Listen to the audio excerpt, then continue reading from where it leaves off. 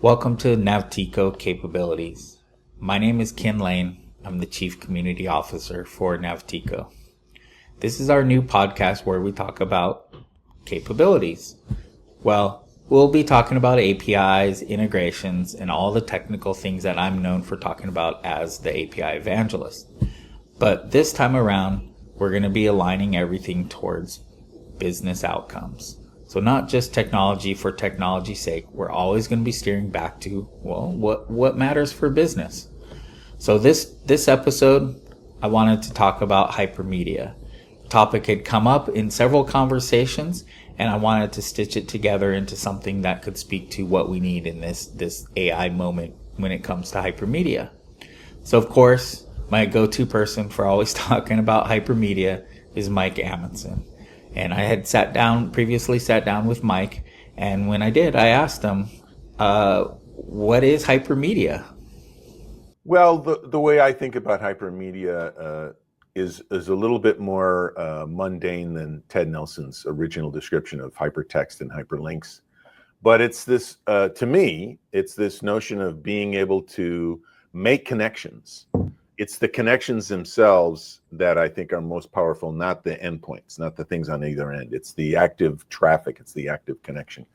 And I think building computer systems where you can make these connections in real time, what Alan Kay called extreme late binding, where you can wait until the last possible moment to connect two things together rather than plan ahead, creates a very dynamic space. So for me, hypermedia is this notion of being able to make connections. And then in order to make those connections, you need to have a lot of meta information, a lot of descriptive information. That's what a form in HTML is, right? It says, here's the thing you want to do is like check out, but there's a method and there's a protocol and there's a media type and there's arguments and there's headers and all these other things. So hypermedia is this world where we describe how to make these connections in real time and have all the information we need in order to kind of make that a successful connection. And then that creates something new. Every connection creates something new. I like that. Connections. Agreed. It's got all that metadata, that information and richness that's needed when it comes to those connections. I definitely agree with that. But I wanted to understand more about what's the role of ontology in all of this and connecting the dots when it comes to this rich metadata.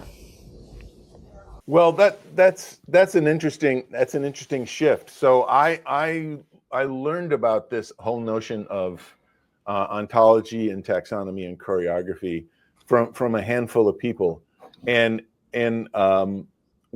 what I think is really, really powerful is this idea that this whole modeling of information, as you just mentioned it, as sort of meaning, as movement, and as cooperation or coordination, really started in this idea of information architecture, and the idea of, instead of like microservice architecture, information architecture. How do we arrange information? Librarians constantly work on this problem. How do we make this information accessible? How do we make links viewable, seeable, actionable, and all those kinds of things? And one of the people who really brought the notion of information architecture to the common language was a gentleman by the name of, oh my gosh, I can't remember his name. I want to say it's Saul Bass, but we're going to do some research, right? Okay, I want to fix this part. It's the person who created TED events, TEDx and TED events. He was an architect, and he was interested in education and information. So this whole notion of these three things are all about how we can organize the sort of the meta world of the information and how it connects. And I learned to apply that material in a couple of different ways. So I and a couple other people came up with a format called ALPS, which is a profile for semantic information that you share with everyone, and also in the notion of actually building services in ways that you can actually establish the meaning and share the meaning between various services through this sort of late binding that we talked about earlier. So this, while we talked about, I kind of went through this laundry list of history and how people were kind of thinking how the big picture would work. This ontology, taxonomy, and choreography is really sort of getting down to the details of how we actually build information systems that other people can use. I use a phrase. Think about this notion of building something for someone you'll never meet to solve problems you never thought of. That's what good information architecture does. It allows other people to solve problems you haven't thought of. And I think that's a very powerful way to think about it. Definitely bringing home the meaning. I agree. It's all about solving problems. That's why we're talking about capabilities. That's why this is Naftiko Capabilities. We want to focus on business outcomes and actual problems, not just technology. And we want things that other people can use. We want this to be a shared thing, not just technical tools. It should be things that business people can do as well. So to help me further understand the hypermedia implications, went to my other go-to person when it comes to hypermedia, Kevin Swiber. They have a wealth of experience when it comes to creating hypermedia, but Kevin's also been doing a lot of work on MCP that I think is interesting to help us bridge these worlds. So when I sat down with Kevin, started with the basics. What is hypermedia, Kevin? Yeah, so when you asked me to have this conversation, I actually really started thinking about kind of the roots of why I got into hypermedia and Yeah. why I made the Siren hypermedia type. Probably around 2004, 2005-ish, maybe a little bit earlier than that, I started getting into domain-driven design.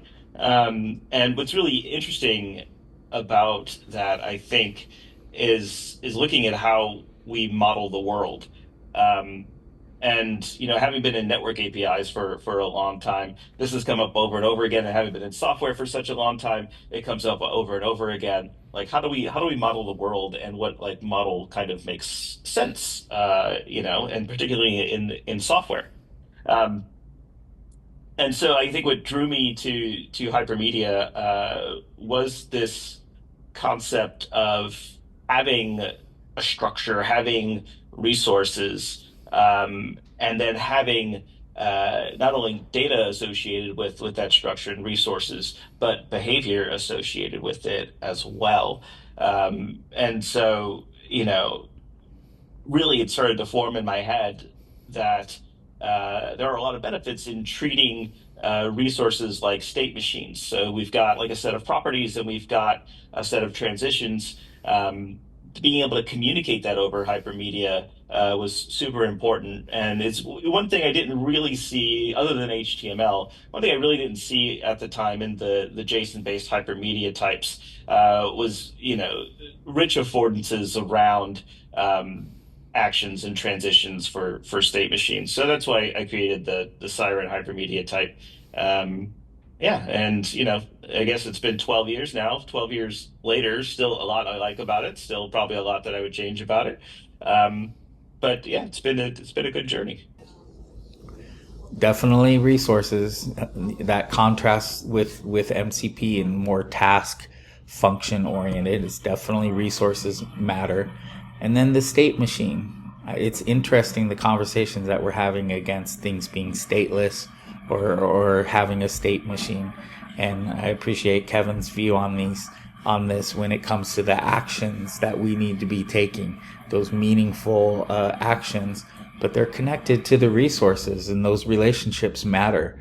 So I wanted to understand more because Kevin's been doing a lot of work when it comes to MCP, and there's a lot of conversation around state and the relationships and all of this.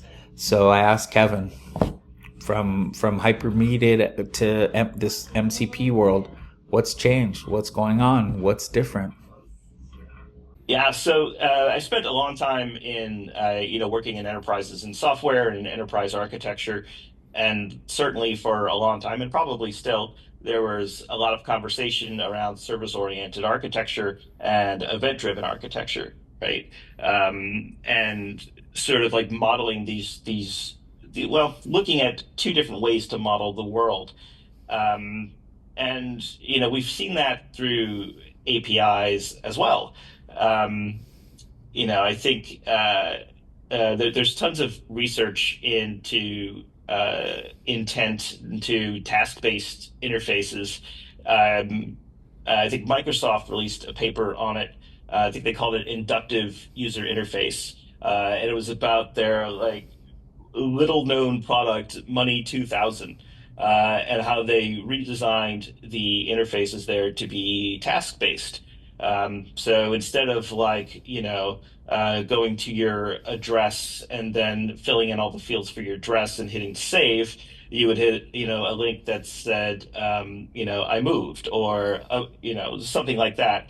I got a new job or whatever. It was some type of action that would lead you to updating state in some kind of way, right? And so it's really around kind of like capturing that intent, and then on the backside, kind of capturing the impact. And I think that's where EDA really fits in, and still does today. This idea of like, here's my intention, and here is what actually happened, through the system. And so the question is like, is the structure the thing we model with behavior attached to it, or is the behavior the thing we model with structure attached to it, Mm. right? And that has been an ongoing debate in philosophy for forever. Hmm. And we see that manifest in software as well.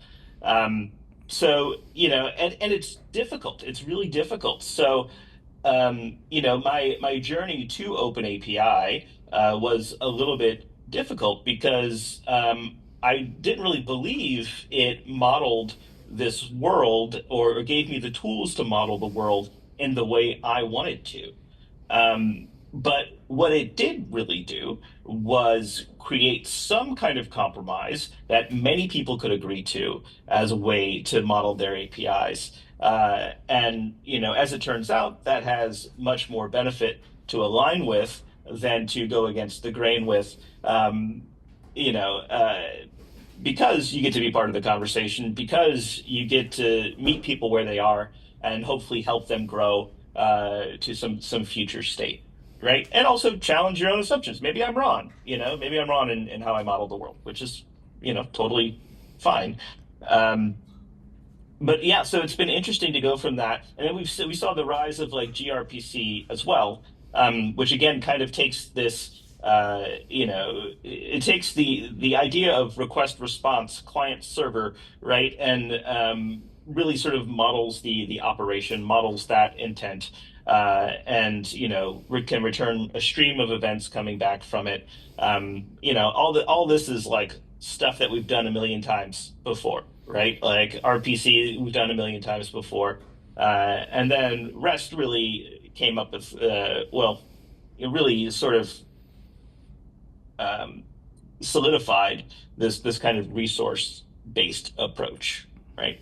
And even like Roy Fielding, who wrote the REST paper, talks about how resources have operations associated with them that are not necessarily going to be like updating a record, right? Like if I'm modeling a computer, or a virtual machine, and I want to restart that virtual machine, it's okay to send like a post request to some VM resource, with an action restart or something like that, right? So we're always trying to like make these two worlds meet. And I think like as we move into AI, we're still like trying to figure out modeling and how we model the world.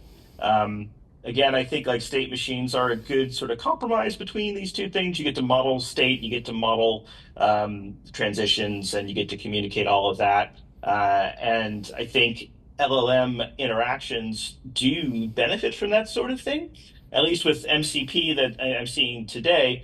When I go through and I model a response to some kind of request over MCP, and I tell the LLM like, here are the next transitions you can actually take on this particular state. it remembers that, it offers that up to the user, and so we're able to like sort of inject these hypermedia ideas in things that aren't inherently hypermedia. Mm-hmm. And one cool thing about the LLM interpreting language is that it can kind of interpret this stuff for you and help you understand how to interact, with whatever model of the world you're using.